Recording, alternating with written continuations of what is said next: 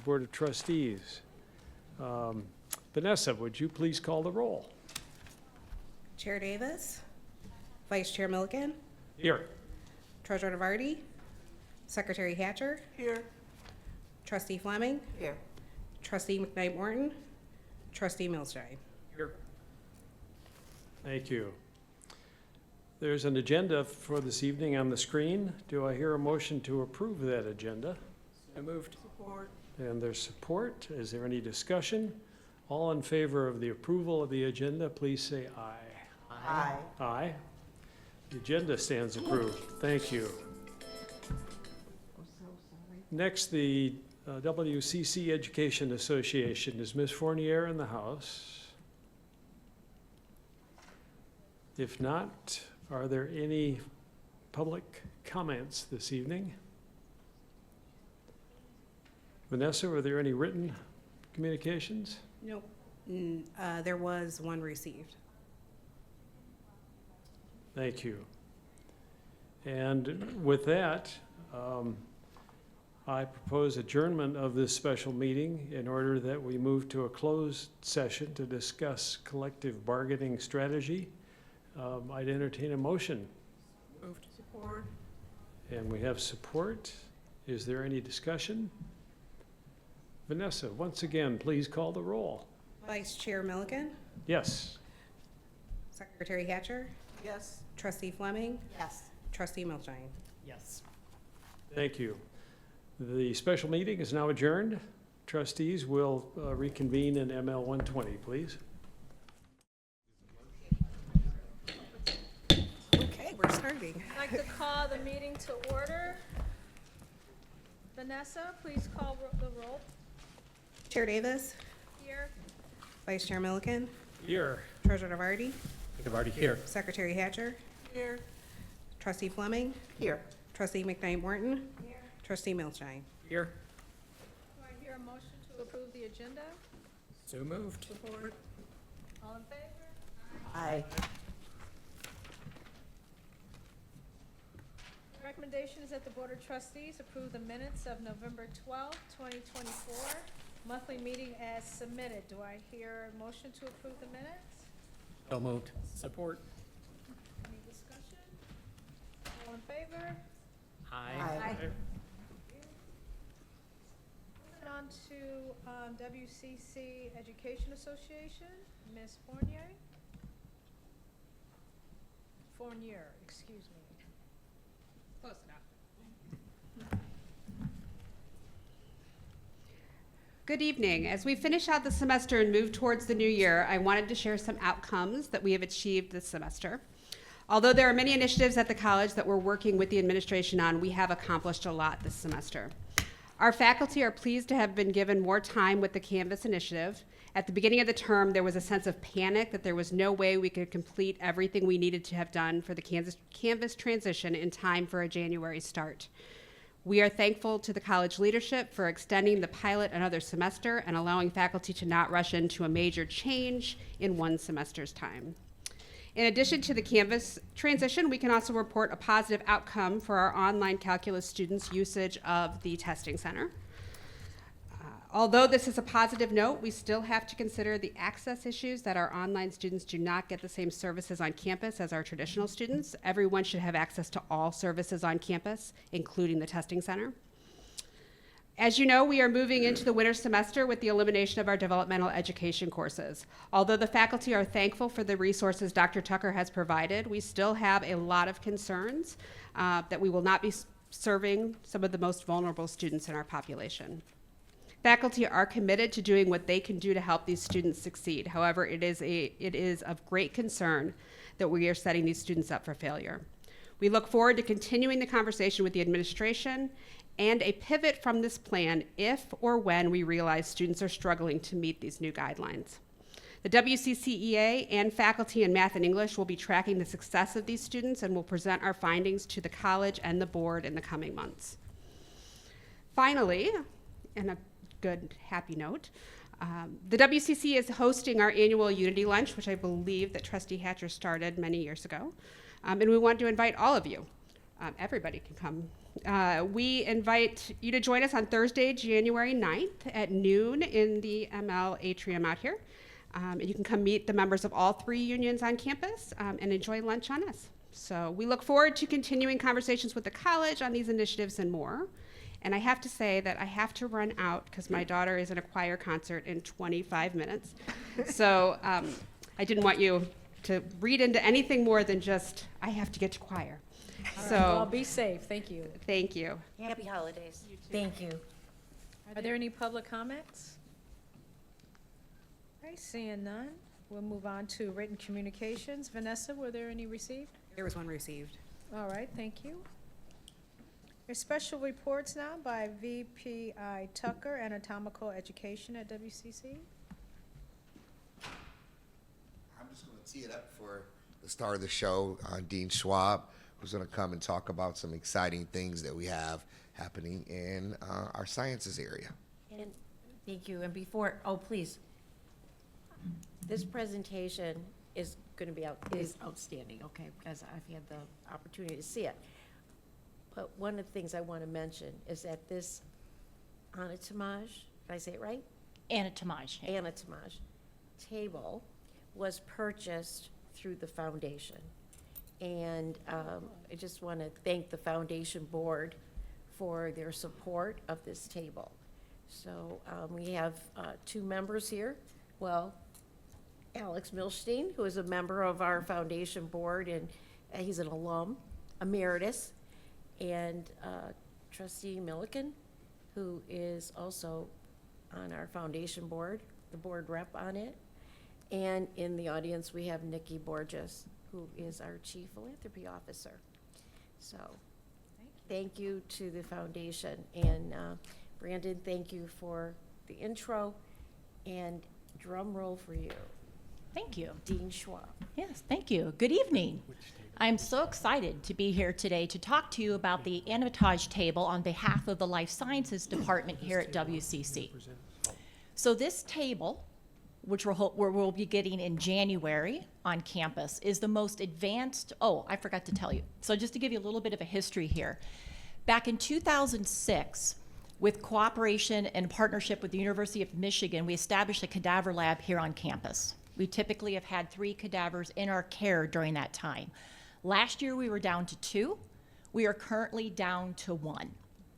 There happens to be a national cadaver shortage, and other institutions are having the same issues acquiring cadavers and have had to pivot and change. And so the Life Sciences Department, because of this, our current cadaver, they were kind enough to extend in our care until May, but once May comes, we would have no cadavers in place. So the Life Sciences Department made the really hard decision to move away from that and look at other resources, and one of which is this anatomage table, which again, thank you so much to the foundation for funding this. This table is the most advanced human-based medical education platform on the market. This table encompasses 5 people who donated their bodies to science. All the data is based on their cadavers. So we have male, female, geriatric, and a person who had cancer upon death. These bodies were processed. I'll talk really briefly about that, but everything that's in the table is based on cadavers, real tissue, real cells, real organs. In addition to having all the organs where they are, the entire system of artery, veins, and capillaries are fully traced, so students can follow the flow of blood from head to toe.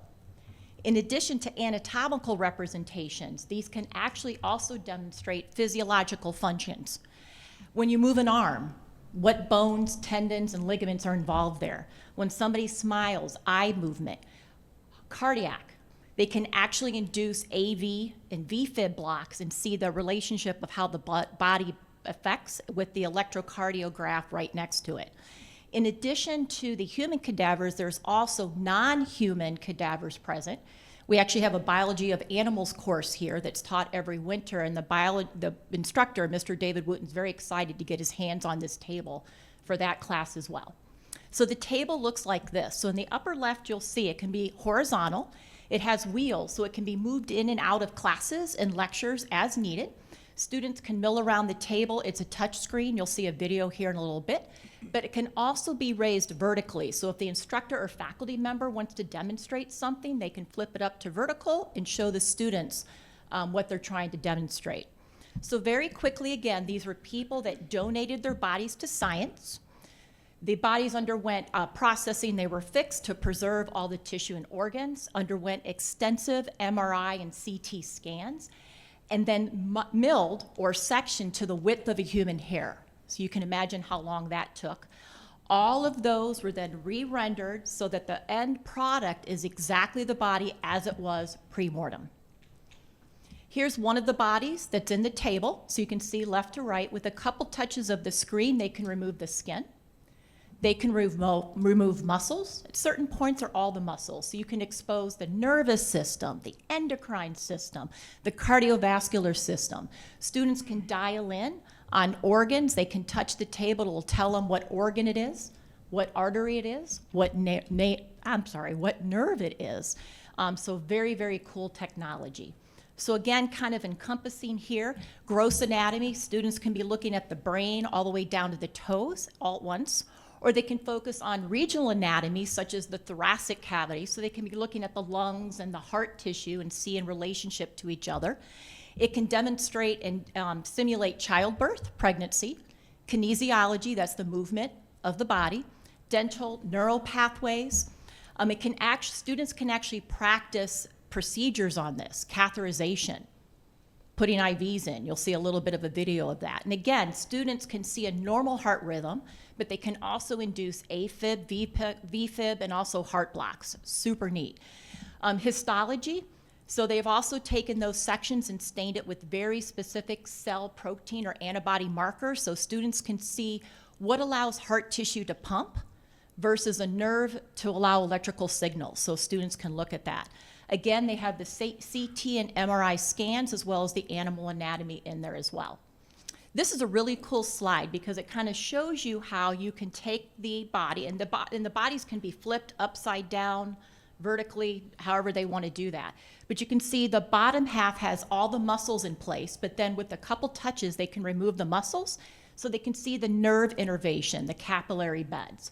Again, they can touch on certain things, it tells them what it is, and they can dial in so they can actually see the real delicate, intricate structures of these organs and tissues.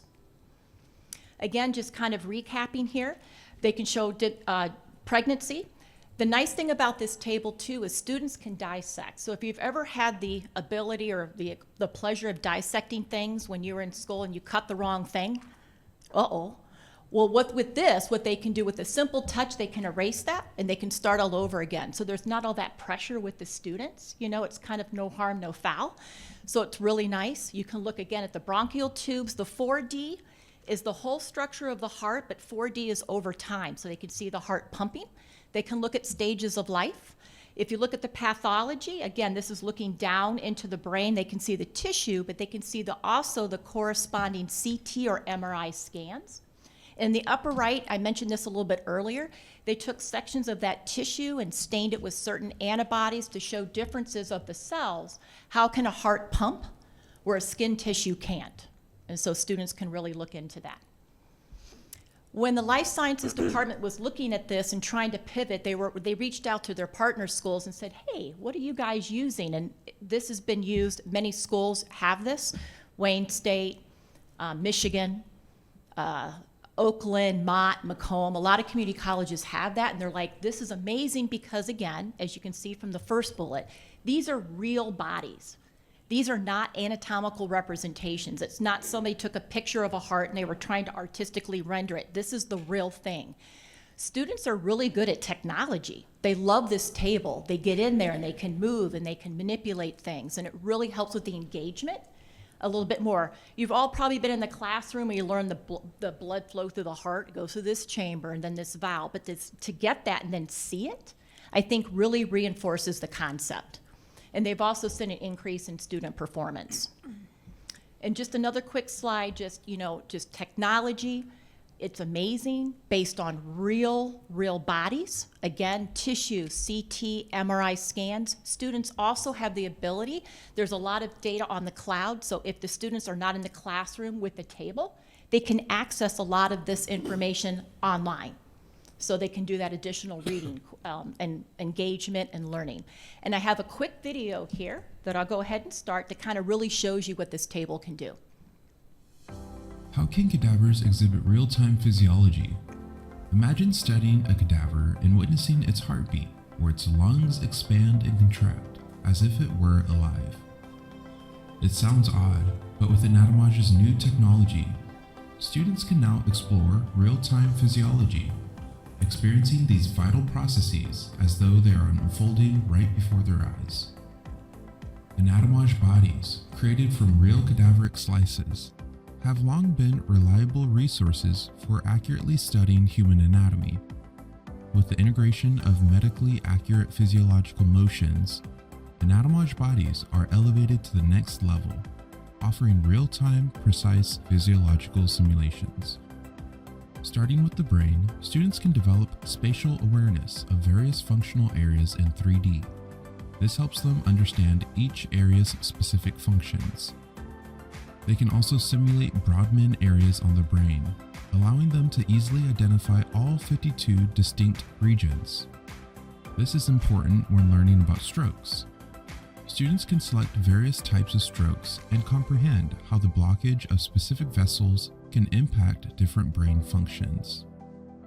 With Anatomage, students can visualize the journey of glucose particles throughout the body after a meal in real time. They can observe each stage of glucose regulation, from its absorption and impact on insulin production to its conversion into glycogen.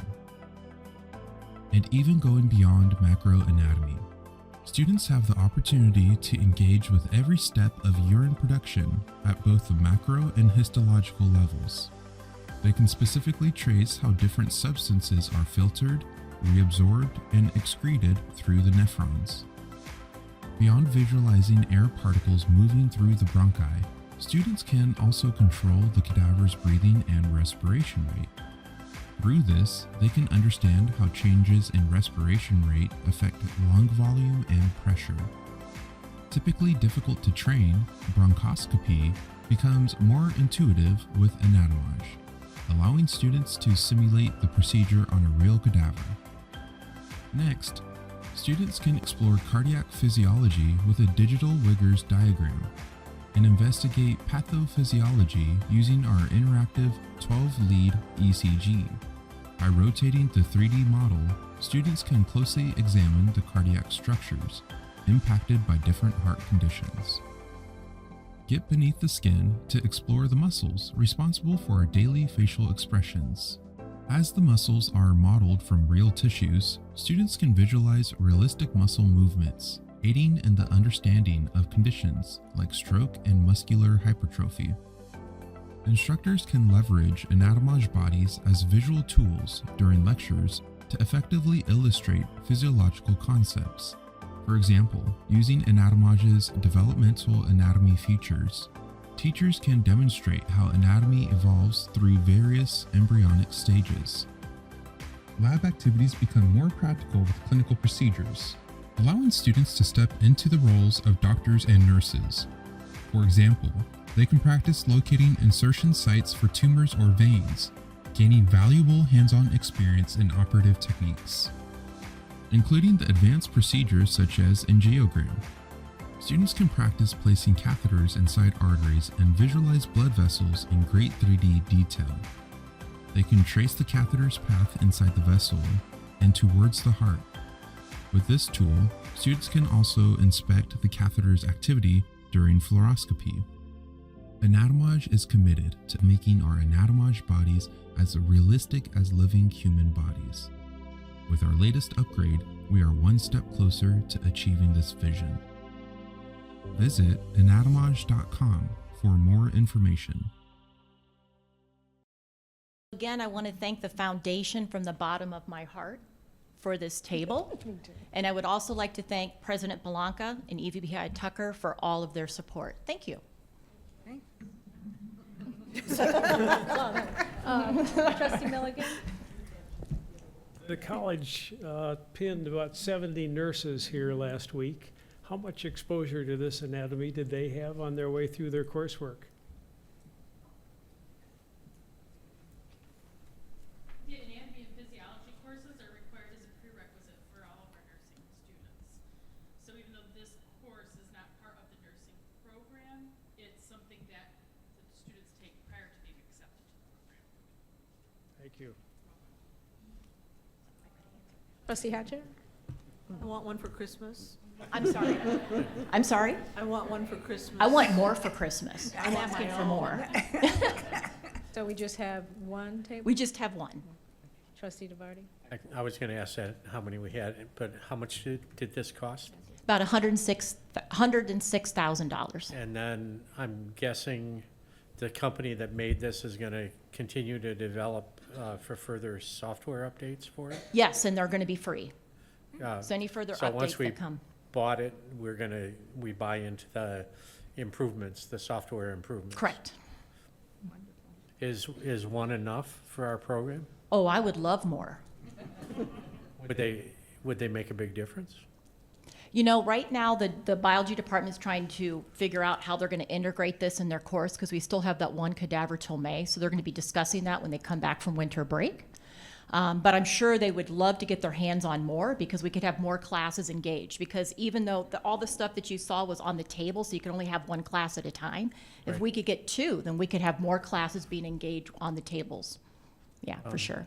Well, as a board member, I'd be interested in hearing, maybe through the administration, when they evaluate moving forward, what impact this might make to add a second one that could influence my support for trying to get something into our budget for it. Oh, And absolutely. I really have to thank the foundation Yes. for making this possible. Yes.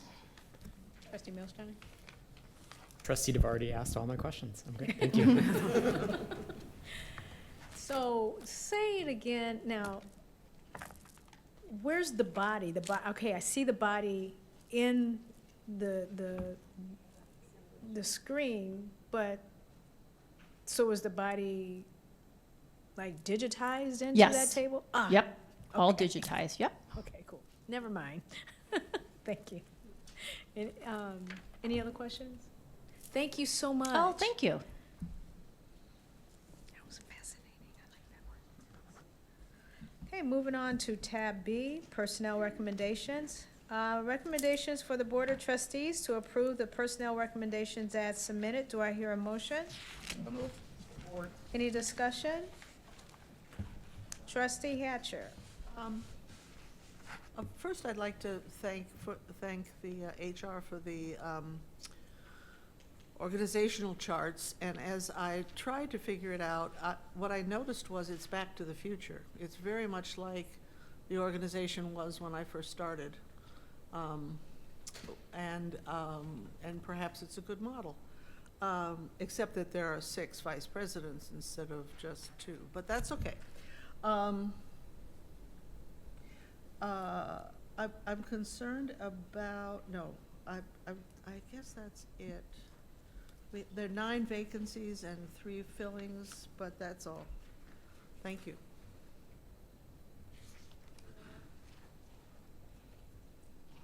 Trustee McKnight-Morton? I just want to say, this is the last board meeting of this year. And I know I'm going out of my script here, but I just want to thank all the faculty, the staff, the custodians, everyone that works at this beautiful institution. As you probably know already, I'm repeating myself, but I've been to many, many different institutions throughout this state of Michigan and across the country. And I'm being very honest and biased. This is the best that I've ever encountered since being on this board. I just want to say thank you. Now, I'm not through yet. I'm just want to put this out there while it's on my mind. But thank you again. Thank you. Anyone else? Okay. So it was seconded, all in favor? Aye. Okay. Aye. Aye. All right, cool. Okay, great, thank you. Moving on to the financial reports. Phoebe Barnes, is there anything else you would like to add to what's been submitted? Yes. How do I scroll this?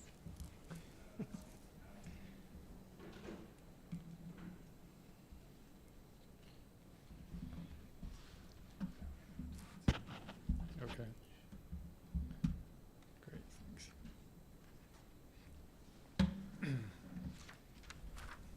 Okay. So starting with the revenue numbers, I'm looking basically at the far right column where it says year-to-date variance. If we start with looking at the fall tuition, I'll just recap since that's completely done now. We did end up 3.5% up in headcount for the fall semester and 2.7% up in credit hours. So ended up $484,000 favorable. Winter was of course still in progress, but still going very, very well so far. As of the end of November, our headcount was up 6.2% and our credit hours were up 7.6%. Now, still early days. I don't think it'll stay quite that high, but it is staying much higher than we expected. So far so good for the winter semester as well. And then on the student fees, you see that the increases in fall and winter, of course, result in greater student fees accordingly. So in total, about $1.575 million ahead of schedule for tuition and fees through one semester and most of the second semester. For local property taxes, we're pretty much right on schedule, you can see. A slight favorable variance, which I would expect that we'll finish at or above our property tax budget. We pretty much know what that number is going to be. State appropriations, again, right on schedule, a little bit ahead. We do, in this line, also have something called personal property taxes, which we got that payment last month, and it was a little higher than we had expected. So usually there's 2 payments during the year, so usually when the first payment is higher, that also implies that the second payment will be higher. So we are expecting state appropriations to end up, I would say, at least $300,000 favorable for the year. For trade partnerships, not a lot of movement there. A lot of that variance is reflective of the summer programs that we had with the trades. In the other line there's a slight negative of $60,000. Some of that is timing. We do have something called a federal indirect cost recovery. We get some indirect costs from the federal government on grants for administrative costs and supporting the grants and so forth. So there's some timing there. But we also have some continuing education and contract training that are slightly down so far this year as well, which we hope to get partially back up. In terms of auxiliary activities, the last line in this section, up $661,000. There's 2 primary drivers. One is the conference services, which has done very well, largely as a result of the trades being here. We also had the IBEW here, which was unexpected, so that's a favorable variance. And also, we had public surplus, which is the vehicle that we use to sell obsolete equipment. So when equipment reaches the end of its useful life, we sell that to the public, and we've earned more there than we thought as well for the year. So far so good in terms of revenues. In terms of expenses, we scroll down. If you look at the total expenditures line, you'll see that the total expenditures are $3.3 million favorable to date. I would say at least $600,000 of that is timing, so money that we thought was going to be spent by November but has not yet been spent. A lot of the rest of that is driven by some vacancy savings and others, although I will say vacancy savings has improved. We had a peak vacancies of 45. We're now at 38, so it is going in the right direction, though still above budget, obviously. I'll call your attention to the 2 negative numbers within the expenditures. The first line is community services. So reflected in that line is the cost of food and so forth that support conference services. So when you see the conference services line higher, it's higher revenue, that also results in higher cost to support it. But I would say that's good variable cost. It just goes up along with revenue. But net, it's a favorable for the college net. And then utilities, gas and water are pretty much in line with budget, but electricity is a little behind budget. We have had a little bit more usage than we were expecting. And last year, we also had a power outage on the campus early in the year. So when we were doing the budget, we should have accounted for the fact that the baseline was a little lower because of the power outage. So we might end the year there slightly negative. There's nothing I'm worried about, but it could end up the year slightly negative in that utilities line. Any questions? Yes, I'm going back a few years, and we had an agreement with DTE that our utility rate would be the same. It wouldn't go up, if I'm remembering correctly. I'm not sure. But do we still have an agreement with DTE regarding our usage of the utilities? We do have an agreement with the DTE. Basically, we have what's called their educational rate. So we do have lower rates than industry, for example. It's not fixed, but it is a much lower rate than others pay. But it's still not enough. Lower rate. Oh. Well, I would say, be nice. yes, of course, lower rates would always be nice, but this is more attributable to usage as opposed to the rate itself. Thank you. Trustee Millstone? So with the upcoming new administration in the White House, do you foresee any major changes in the budget, anything that federally that's going to negatively potentially impact us that we should be thinking about now instead of as we get closer to the budget time? I'm not aware of anything at the federal level that's circulating right now. That's not to say that it won't happen, but I am not aware of anything currently. Thank you. Okay, thank you. And don't go anywhere. I believe you are presenting the Facilities Development Report, tab D. First, You had something? I'd like to move that we accept the financial reports for November. Support.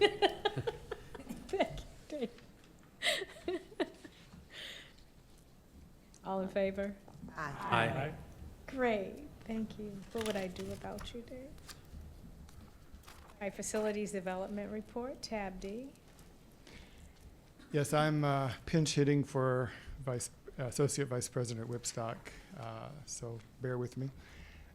So for the Facilities Development Report, I wanted to highlight a couple of projects that are complete. One is, if you're looking at line 5 in your book, the site lighting for lots 1, 2, and the baseball diamond, those have all been completed. As of today, if you look at line 12, which was the steps, replacement of the steps at the Great Lakes building, it doesn't say complete on here because it was not complete at the end of November, but as of today, that's also now complete. I would also highlight some of the things that we're going to have completed by the end of this month, most of which is going to be done during the holiday shutdown. So it gives the facilities team a good chance to get into rooms and spaces that they sometimes have trouble getting into because of classes and people working and so forth. They're doing a huge push for the campus-wide LED upgrades. So I know they're bringing in 10 electricians that are going to be working throughout the holidays to update the student center and LA with a lot more of the LED lights. Also, roof safety systems, they're working to get that complete by the end of the month. That's basically some hatches and rails that make it safer for people that are going up onto the roof that are being installed. Drinking fountains in the student center, they're replacing those with the fountains that you can fill up your water bottle and it's filtered water and so forth. That's going to be done over the break. So that's what's happening over the break in terms of the deferred maintenance. And then for campus repair and maintenance, there's also actually my area, the finance area, that's being refreshed over the winter break. But other than that, that's all I was highlighting. Are there any questions? Trustee Hatcher? I heard about the hot water that came through the roof on the second floor. Do you know anything about that? I did see it. I know it's repaired. I don't know exactly what happened, but I can get that answer for you. Well, I just was curious as to hot water coming. It was during a final, too. It was kind of interesting. The faculty person wisely suggested that the class go someplace else. And a few minutes later, the ceiling came with hot water. Oh, actually, I wasn't aware of that. I was aware of something that happened in the stairwell, not in a This was classroom. in a classroom. Okay. And, We'll have to get back to you on that. yeah, I'd like to know what was going on. When did this occur? There was a drip, and so the faculty put a bucket under the, trash under the drip, and the drip got heavier. And she finally said, I think we better move. And they did, and then the part of the ceiling came down with scalding hot water.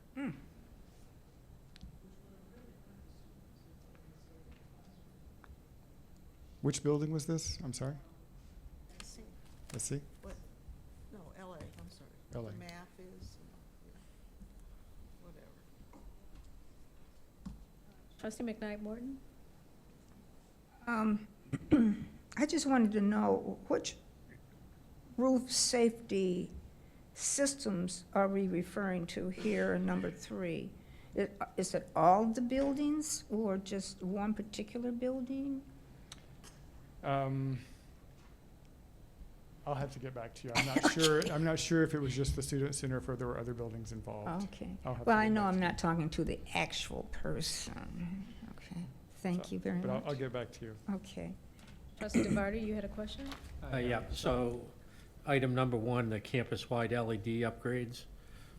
I'm assuming that that's hopefully going to reduce our usage, our electrical usage, if it's Correct. campus-wide.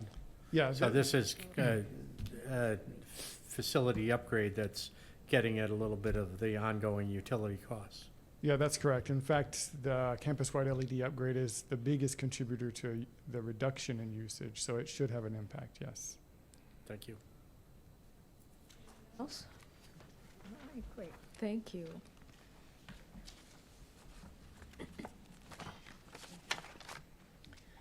And we're moving on to remarks of the Board of Trustees, if anyone like to offer remarks. Trustee Milliken? Last week, the Detroit Regional Chamber of Commerce hosted Mish Auto for its State of the Industry report. And I bring this up because we at the college are being funded and doing a lot of training for EV service, technicians, batteries, and there's a great deal of publicity right now about how the bloom is off the rose for EVs, that the current administration may upend that, and that's an unknown. We don't know that. One of the panelists was the chief economist at Ford Motor Company, Emily Kalinsky Morris, and she pointed to, as far as Ford is concerned, a great deal of uncertainty as to what the White House is going to do for the automobile industry. But John McElroy, who was another automotive journalist, was a panelist, and he says that EVs are here to stay. And I wanted the college to hear that in case there are any naysayers about the funding and the programs that we are undertaking. John said that the Chinese model, manufacturing model, which is taking dominance in the world EV market right now, is to be envied because they are so efficient, as opposed to our domestic auto industry, which has an awful lot of layers of approval, and some of us may be familiar with that, that really slows down production time, delivery time, and that in this case, the U.S. would do much better to model itself after the Chinese automakers, because they are really setting the world on fire, especially with the EV production right now. But the good news is that EVs are here to stay, even though their sales may not be as strong as we thought they were going to be a year ago, and that we at the college need to stay on course with the funding and the training that we're doing in EV-related programs. Good to know. It's good to know. Trustee DeVarty? I have two things here today. First, I'd like to thank our ceramics community, both the staff and the students. If some of the trustees, there's an annual empty bowls program that they donate bowls for purchase, and I purchased for each of the trustees at the table here bowls for the holiday season. And if somebody could hold one up so people could see them who haven't seen them. They're all unique, they're really nice, and they raised over $2,000 for the food pantry and the student emergency fund with this program. And it's something that our staff and students in the ceramics department can be really proud of, contributing to the entire student community with this program. Secondly, I do want to highlight another area that I'm really interested in. Last night, there was a video presentation of the video program here, but earlier this year, back in the spring, our students here at the Washtenaw Community College, video students, won 8 statewide awards in a competition that 4-year university film and video programs compete in, as well as ours. We came out stronger than all the other programs in terms of the awards that our students received. If you pick up the latest copy of the On the Record, there's a small article in there that names the students and shows pictures of them. And I'm so proud of our students for being able to do this, and our film and video program, which I think is a model for colleges and universities throughout the state. Anyone else? Trustee Hatcher? I'd just like to remind what I said last time about having an emeritus lunch, the long list of emeritus. Might be a good idea. And also to draw your attention to the publications that are in your folder this time. These are publications coming from the Writing Center, from the students and staff. They solicit, I asked him to send you one, but he sent you 4. And they come, the Poetry Club, and you're invited to submit if you'd like. It's not just student submissions. There are staff and emeritus submissions in here, and they're produced by the students and edited by the students, and they're really quite wonderful. So I draw them, put them beside your bed, and when you're trying to fall asleep, read a poem, you know, it works. Thanks. Thank you for that. Anyone else? Trustee McKnight Morton? I would just, again, say that my colleague mentioned about the nurses pinning last Friday. It was excellent. It was really, it was exciting. I mean, when you're sitting there listening to the students in, this time it was a little different, the program set up, but their statements were read of each person who was crossing the stage. Their statement was being read, and it really showed. Picture. Oh, and their picture, right? It was really interesting to hear how they felt about the program and what they're going to do with their lives and their family that's involved. You know, a lot of them had children. So it was very, very inspirational, and I just want to give a lot of kudos to the nursing staff and directors. And One nurse carried her 6-month-old infant Yes. across the stage with her for her pinning, and that was very touching. it was very touching. Another one had a little one with them, little toddler. But it was fun. It was a lot of fun. And people were laughing. It was good because it was a lighthearted, even though it was serious, but it was very good. I want to say again, thank you so much.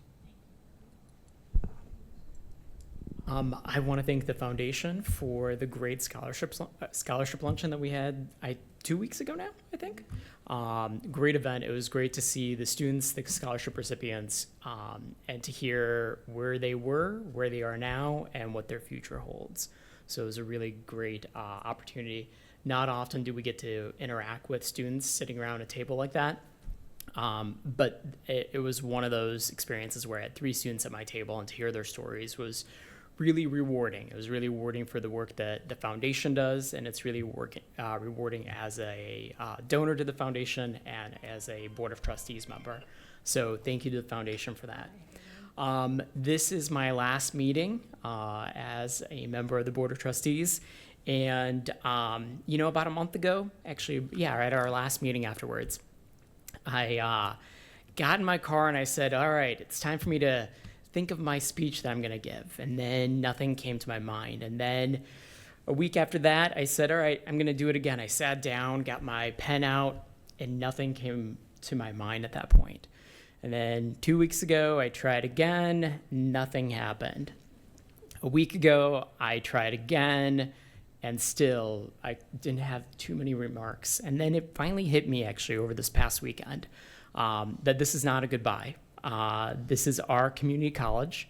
I'm a member of this community, and I'm still going to be here, not here, but here. So it has, so I guess it's not a goodbye, it's a thank you speech that I have. And the thank you is, first and most importantly, to my fellow trustee members. You guys are the reason I'm here. 2 years ago, you gave me the opportunity to sit at this table, and I am very grateful for that. It has been a huge learning opportunity for me. My understanding of being a board member, I thought I knew everything, but now I know a whole lot more. So thank you for giving me this opportunity. You all have become friends, and I look forward to continuing that. I want you to know that I am here for you if I can be of any assistance. I'm not going far, so please feel free and reach out. Dr. Blanca, thank you so much. You have been so patient with me. You've taught me about this college, and you have answered every single dumb question that I've had over the past 2 years. You've done it very patiently, so thank you so much. Thank you for always taking my calls, and for allowing me to think through things. So thank you for that, and thank you for being the president of this college. To the wonderful staff here, not just here, but the college staff, you do an incredible job. I am very fortunate to have learned from many of you. You have big responsibilities, and on behalf of the community and on behalf of myself, thank you for all that you do. I don't see any faculty members here, but if they're watching at some point, or if you want to send them a message, as I've been in the community and as I've talked to people over the years, our faculty are on the forefront. They are right there with the students, and every positive remark has been about the faculty. And so thank you to the entire faculty for being there for our students, and thank you for all that you do on behalf of this college. But there's one last group, which is the most important group, and that is our students. And I do see at least one student in the back there. Thank you. Thank you for choosing WCC. Thank you for wanting to learn and wanting a better future. So they are why we're all here. Let's never forget that. It's not about the minutia. It's not about the little things. We are here for the students to make sure that they have the very best of the best futures for our community and for all of us. So thank you so much.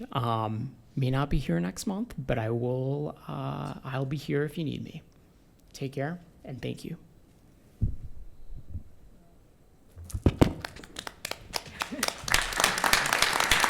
Yes, you will be missed. We established a rapport like right away. So yeah, I will miss you, like all of us will. And not to overshadow anything that you have said, I just want to mention also that I went to the nursing pinning ceremony. Now, I've been on the board for 8 years. I had never been, not because I didn't want to, I just, my work schedule wouldn't allow it. But I always would hear just great things about the ceremony, and I took the last 8 hours of my PTO time. I said, can we negotiate something, because I got to get back to school. And I'm so happy I did. It was so moving and so exhilarating. And another reason why I had to be there, I felt like I had a daughter there. I only have a son, and I say daughter because this young lady, we worked together at TJ Maxx for 6 of the 8 years that I worked there.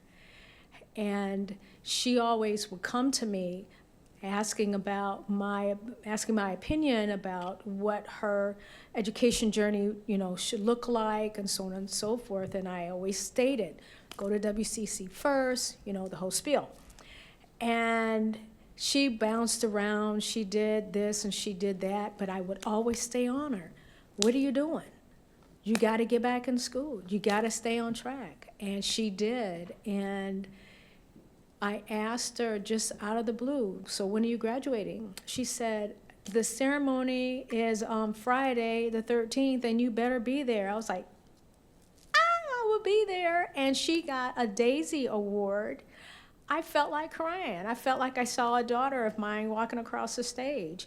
And it was the connection that we had established beforehand, walking through her path, to actually receiving, the greatest award that she could ever get, given the fact that where she had come from, what she was going through, and now where she's at now and going forward. I just felt like, wow, I had some part in that. And that really was also the message with a lot of the young ladies and men that were going through that program, that all of their families, all the people that they had that had connections with them, were right there along with them, and it was just such a joyous occasion. And I would also like to say too, I was happy to see, if I count it right, 6 men that graduated. Is that correct, VP Tucker? I do not know. I think there were 6. But at any rate, love to see more, but because we do need more male nurses. But it was, not to overshadow what Trustee Milliken and McKnight Morton said, it was a fabulous ceremony, and I hope that I can get to another one next year. Anyone else? No? Okay. Well, I had a lot to say. Said most of it. Did we scoop you? Yeah, I'm sorry. But most importantly, Alex, thank you for always accepting my calls. Thank you for being an outstanding trustee, for calling me with questions. You might have thought they were dumb questions. They were great questions. And because of your questions, I learned a lot. And because of your questions, there are things that none of you see. You don't see that we've changed the way we do things, because one of the things that you brought to my attention were your questions on the bidding sheet. And I remember the very first meeting you were at, we said the company was minority owned or something, and you researched it. And you called me up on a weekend and said, I looked at this and I researched them. I went online. They're not. I mean, you were outstanding. And you're right, you aren't going anywhere, because I still need your help. I know that we rely on you quite a bit. I know that the foundation wants you back. And I hope you will consider that. And you've just really done an amazing job in this 2 years. And all of this is this. Student success is always paramount in your mind. And you always stress that. How can we impact students? How can we make sure students are succeeding? Where are we with that? So for all of that, for your leadership, for your support, thank you. Thank you from me on behalf of my team, because I can tell you, they all speak very highly of you and of the whole college. Thank you so very much. And I have apple.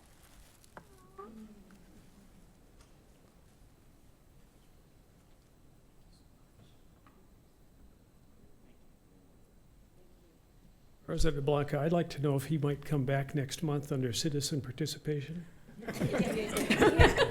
You know. I might be out of town during that meeting. I actually am. This meeting also marks the culmination of your chairmanship. Oh, yes. And you've done. Don't smile too broadly. No, I know, because it was on my mind. I was going to say something, so. And you've done an outstanding job. It's not easy to be a chair, as you know. It's time consuming. You too answered the phone every time I called.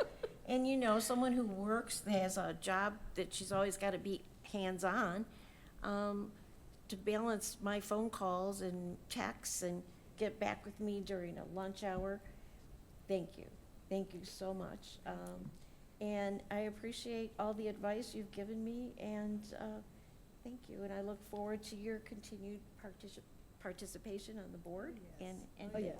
And here is Thank you, gavel. thank you, thank you, Oh, thank you. you can walk around the house and use that whenever someone's not listening. Oh, Gavel. Oops. Uh-oh, I think it just fell. I'll get it for you. Got it? yes, I was Okay. going to say something. Now, I'm good, this is it, but I want to say, you took my words out of my mouth for my foundation. The scholarship luncheon was great. The digital media arts, phenomenal. The nursing pinning ceremony, outstanding. Oh my God, the publications, thank you, Ruth. So I just, you know, you're going after my job here. I'm feeling kind of nervous about this. However, there are two things. You almost did.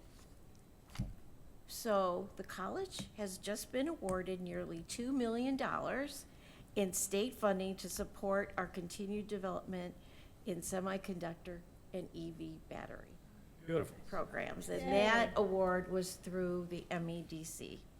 So I just want to share Hey, that. money well spent. Very good. Yes, and as you know, we have an associate's degree in semiconductors, microelectronics, and manufacturing. That's what we're working on. Semiconductor advanced certificate to jumpstart jobs. Not like a jump start. Okay. A new non-credit short-term semiconductor training program for upskilling current workers, and EV battery manufacturing technician advanced certificate. So, sorry. That was very good, so thank you for that. Of course. One thing that you did not realize, or you did but you forgot, was that this past 2 weeks ago, we had our signing with Eastern Michigan University and Destination Ann Arbor. We have another skilled trades partnership with the National Electrical Training Alliance, and they will continue holding their institute at both WCC and EMU for the next 5 years. And so that is through 2029. And I'd like to thank Vice President Michelle Marusi and Dean Marilyn Dunham for their work in this.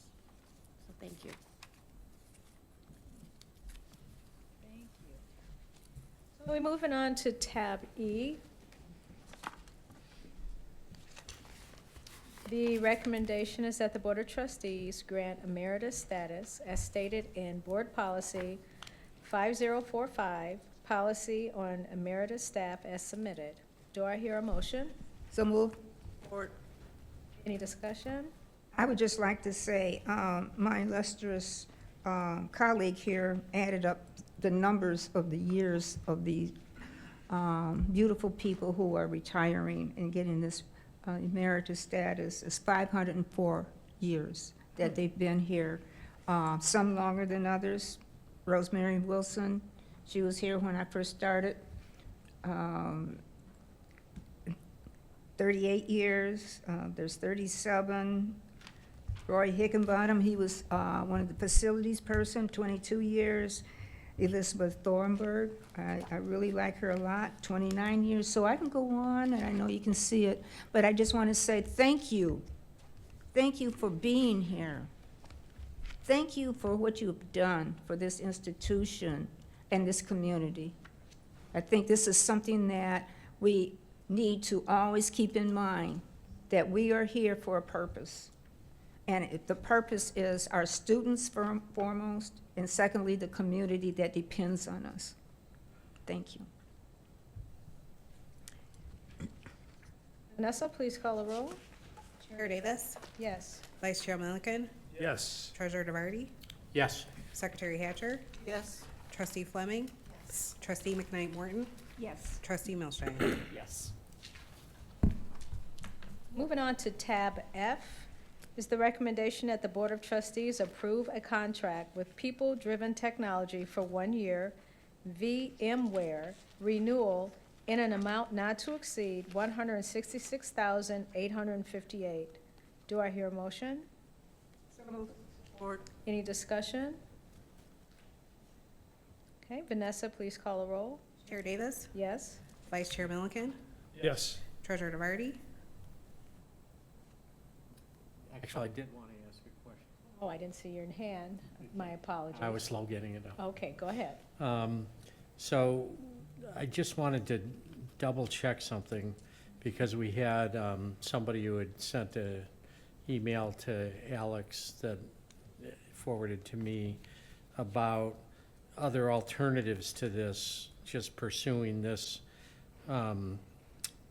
VMware thing with a contract with a company that's being taken over by Broadcom.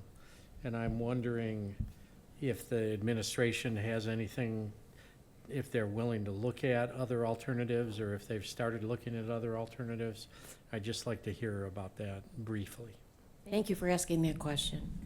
Yeah. Yes, and thank you for sharing that document with me.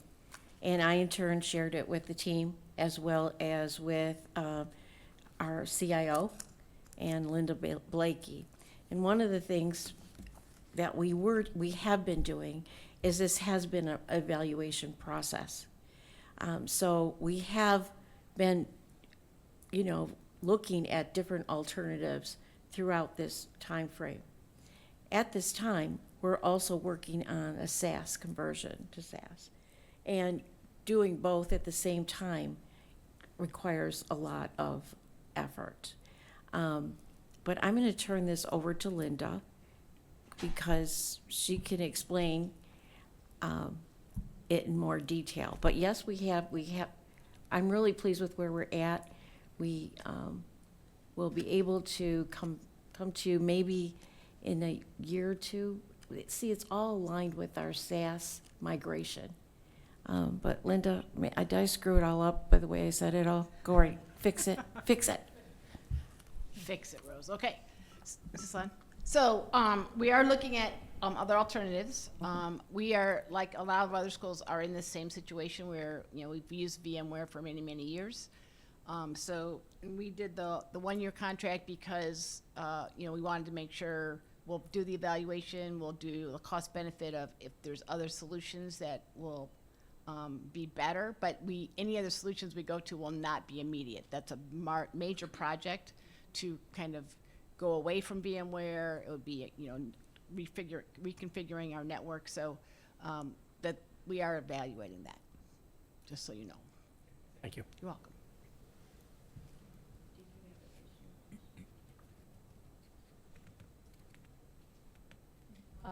We still need to finish the roll call. Where I left off. Yes, please. Treasurer DeVarty, DeVarty, yes. Secretary Hatcher, Yes. Trustee Fleming? Yes. Trustee McKnight Morton? Yes. Trustee Milstein? Yes. Okay, moving on to tab G, appointment of the 2025 Board Negotiation Team for the WCC EA Master Contractual Agreement. Tab G is the recommendation that the Board of Trustees approve the following resolution. Whereas the Board of Trustees of Washtenaw Community College appoints its negotiations team to negotiate with the Washtenaw Community College Education Association, affiliated with MEA, NEA, be it resolved that the Board of Trustees of Washtenaw Community College appoints as its negotiators the following individuals: Ted Schwick, Chief Negotiator; Linda Blakey, Negotiator; Brandon Tucker, Negotiator; Frank Rodriguez, Negotiator; Ann Nichols, Negotiator; Natalie Walter, Negotiator. Be it further resolved that these individuals will be given the necessary power to make proposals, consider proposals, and make concessions in the course of negotiating or bargaining, subject to the final approval of the Board of Trustees. Do I hear a motion? I so move. Any further discussion? Vanessa, please call the roll. Chair Davis? Yes. Vice Chair Milken? Yes. Treasurer DeVarty? DeVarty, yes. Secretary Hatcher? Yes. Trustee Fleming? Yes. Trustee McKnight Morton? Yes. Trustee Milstein? Yes. Okay, moving on to tab H, Siemens Service Agreement Renewal.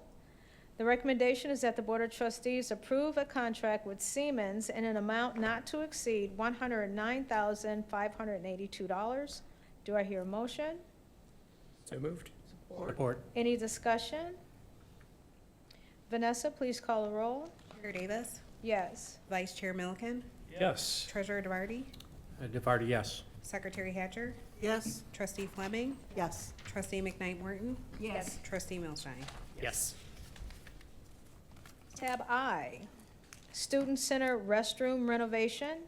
Tab I is the recommendation that the Board of Trustees approve a contract with Kroll Construction in an amount not to exceed $1,038,000. Do I hear a motion? So moved. Support. Any discussion?